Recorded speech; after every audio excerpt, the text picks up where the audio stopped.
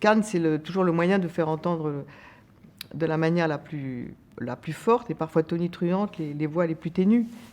Donc ça, c'est toujours merveilleux. La sensation, quand vous avez entendu peut-être la première fois votre nom pour le premier prix d'interprétation féminine? Alors la première fois, c'était pour Violette Nausière.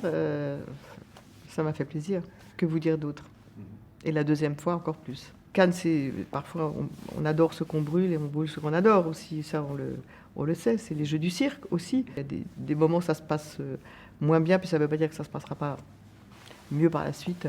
Et c'est beau parce que c'est aussi là, c'est fait pour célébrer une espèce qu'on espère pas trop en voie de disparition, qui s'appelle le cinéma quand même. Et souvent, je vais dans des petites salles, au cinéma à Paris, puis on est 3 ou 4 dans la salle. Je me dis, j'espère que je suis pas déjà une archéologue qui est en train de découvrir des vestiges quasiment oubliés. Ah oui, alors un souvenir particulier, c'est quand j'ai tourné La caméra de Claire avec Aung San Suu. Et c'était tout à fait surprenant de voir à quel point, en dehors du périmètre que l'on connaît, qui est la Croisette, et puis peut-être une rue parallèle derrière, on marche et Cannes n'existe plus. Et ça, c'était un sentiment